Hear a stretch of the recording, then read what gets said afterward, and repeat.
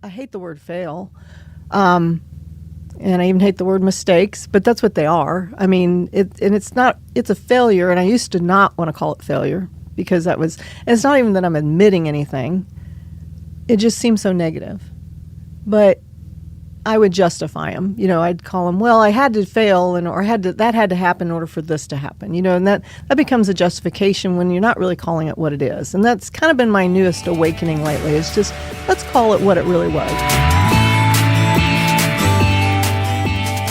Hey everyone, thanks so much for joining us for another episode of At Home with Emily, a podcast about creating a life you love. I'm your host, Emily Wood, and I'm so excited that once again today we have Lisa Tinkler with us from Redline Athletics, which that's such a small title for you. You're really entrepreneur, coach, so many things, mentor to so many. I feel like you're a mentor to me already. Oh, wow. And I've only known you a little while, but Lisa has been an open book with us, and it's just so helpful no matter where you are in life, whether you're stepping out into something new, you're thinking about leaving something, but you've got that feeling telling you you can't do it or it's too risky. We all go through that. Right. And some of us step out and we're glad we did. Some of us step out and we wish we wouldn't have. Right. You just never know what's going to happen on the other side of that next door. Very true. Very true.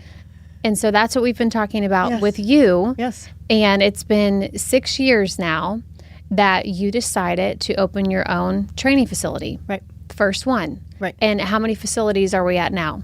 I'm at 2 personally, with 3 others that I'm guiding and a 4th coming on board real soon. And you've already mentioned that there was another one. There was. That is no more. That is no more, and it was in Lee Summit, Missouri. Opened up probably too quickly, as I stated before. After opening the one in Springfield. Springfield wasn't 100% solid at that point when I did that, but I felt that it was on the right direction, so let's just jump in. And Did you have someone pushing you to do that? No, just me. But I had motivations. Some of it, and I mentioned this, some of it's ego-driven. Well, I can have 10 or 12 of these someday, but I got to get going now. But you have to make sure you're solid in the finances before you do that. And that's what I didn't probably understand. I was a coach. I wasn't a business person. So I have to self-teach myself. Yes. That's kind of absolutely tongue-tying there, but yes. No. You have to train yourself. Anything you don't know, and you're doing it for the first time. Right. It's a challenge. It is. And you learn a lot, and you will probably, I hate the word fail. And I even hate the word mistakes, but that's what they are. I mean, it's a failure, and I used to not want to call it failure because and it's not even that I'm admitting anything. It just seems so negative. But I would justify them. I'd call them, well, I had to fail, that had to happen in order for this to happen, and that becomes a justification when you're not really calling it what it is. And that's kind of been my newest awakening lately. It's just, let's call it what it really was. I failed in the selection of the location. I failed in tending to it. I started to open one in Lenexa in the midst of this one failing, and I should have waited until it was stronger before I did Lenexa, though I feel like Lenexa sadly is going to be a much better facility and I should have probably started there. I wanted to. But you didn't know that at the time. I didn't. And it was really my ego wanted to take it to Lee Summit, a smaller community, farther away from the Overland Park area. This is all up in Kansas City, so big community. I wanted to take it to some place where people normally don't start. So I thought, well, let's start there and get it going. Well, that's the reason. Listen to why other people, don't be so stubborn. Don't be so egotistical to think that yours is going to be more magical than the other people who made the decision not to start in Lee Summit either. By the way, this was right around 2020, wasn't it? Yeah, actually it was 2019, the very end of the year, the last quarter that we opened the doors, December 6th, I believe it was. And of course then shut them at the end of February and March because of COVID coming in. They shut all the doors. And then of course in Lee Summit or Jackson County, they required mask wearing for kids during even athletic events. And they required it up until, I think, well into the start of the next school year. And you're living all this, and you're seeing this unfold, and you're thinking, how am I surviving? Yeah. How? Right. You know, and at first, in that summer, parents wanted something for the kids. So here in Springfield, we flourished right after that. You know, the mask came off, and it just went crazy here because they couldn't go play organized We got to sports. get our kids outside. We do. We need to do Number something one, with them. They need or out to of the house exercise. at the bare minimum. Yes, exactly. And so many of the restrictions were lifted here, but back in Jackson County, they were still Interesting. very much in place. Much tighter. Very much tighter. And so we didn't flourish the same way. We increased, but not to the same degree that Springfield did. So then, of course, they're still masking up. These kids get tired of running in masks and doing all that stuff. So it got hard to get them to keep coming back. So people would want to quit coming altogether.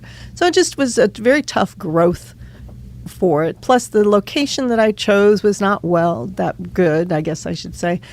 It was not in an area where people drive by. Traffic flow. Yeah, there was none. It was worse than I thought it would be. It was none. The building was perfect for what we do, but that was not a good reason. So you had to get yourself out of a lease. You had to do all kinds of things. Yeah, I did. I'm learning a lot. And you had employees, I'm sure. I had employees, and that was very difficult to have to tell them, and some of them were almost brand new. Trying to save it, I was trying to find the right people to lead it. Mm-hmm. One of them still keeps in touch with us and might come back and do some training with us. And luckily, he's landed himself a gig as William Jewell's new offensive coordinator. Wow! So it worked out really good for him. And he's still in the area of Liberty, where we have a location, not my personal location, but one that I service.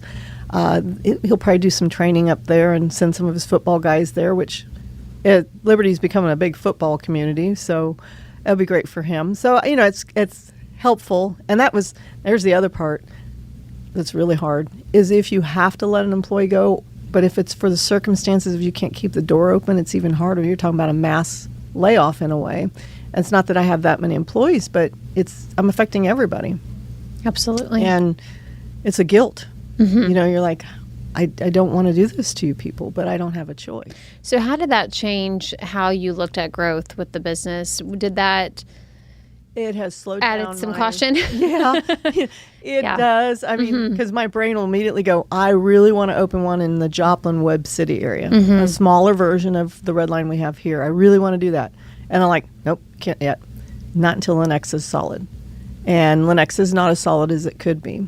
Now, I think some of that is we're learning our social media advertising is needing some tweaking, and we're working on that right now. I don't have to necessarily do that, but I have to just call it out so that others will look into it better.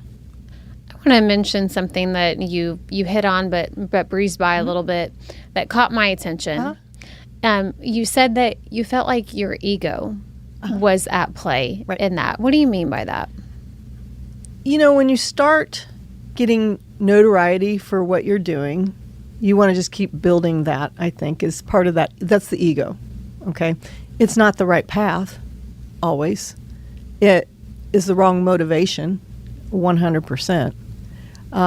Your motivation should always be what it originally was to begin with. Why did you start this? Your passion as opposed to, I'm getting notoriety for what I'm doing. People think it's neat that I have my own business. This is really cool. You know, those things are like, ooh, I'm building up. You know, it's just boosting my ego. It's growing it, but that growing ego can then cause poor decisions. Of just wanting to be bigger. Right. Is that what you mean? Right. Just and a bigger doing it at a footprint. time when it's not appropriate.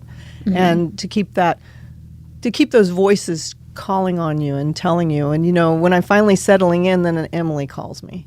You know, so I won't let my ego go crazy. I am not opening Joplin tomorrow, I promise. But I have gone through a lot of awakening in this past spring and summer on my direction to make sure that I'm staying solid. I don't ever want to have to close a door again on a young person who is trying to make a career in an area that's hard to do. There aren't a lot of facilities for training kids. And so when you have a passion for that, and that's what my trainers do, my lead trainer here in Springfield is like blown over with his passion for training kids. He's always been in the adult side and just is loving the kids side. There's not a lot of avenues for that. You have to go into high school coaching, but that's not necessarily the direction you want to go. And that pigeonholes you into one sport. And he's getting to touch the hearts and souls of kids that from many sports. We even do BMX kids. As a kid riding a bike. We've got dancers come to us. These kids are just amazing. And so I don't want to lose that reason, and I don't want to let my ego cause me to start having to close another door. I think you see the joy of creating something for yourself and others. Right. But it also hurts when a failure affects them. It does. And I have to be okay with, if I'm just one location, if I give up my region that I own, I own like 21 licenses within Kansas, Missouri, Arkansas, and Oklahoma. If I have to give that up to make this place the very best that it could be across the whole country, I'm willing to do that now. And that's what the awakening has been about. I need to make sure that the one is solid for the rest to be great. So, or instead of the one being solid, the one needs to be beyond fantastic and can never be matched by others. But if I divulge all my energies other directions, just building because my ego needs to be stoked, then I'm not doing it for the right reason. And this one will fail. And I will not let this one fail. And when I say this one, I mean Springfield. Because I can't make Southwest the best athletic area in the country. I think I said the state earlier, but I want to say country now. Do you feel like when you're doing something new, though, you are going to experience failure? Oh, yes. Is it a certainty? Oh, yes. I'm kind of wondering about that for myself. Yes. Well, and there'll be small failures most of the time. Just like, why did I do that? It didn't work. Okay, let's move on to the next one. And hopefully it never affects anybody but your own self. And you gotta embrace the failures. I mentioned this earlier. I hate to call failure, but it is what it is. It didn't work. And we could just say, okay, it didn't work. We could call it that, but that's the same thing. It's failed. It failed, but what did I get from that? And that's a cliche. Everybody says you learn from failure. Well, you really do. So you learn not to do that again.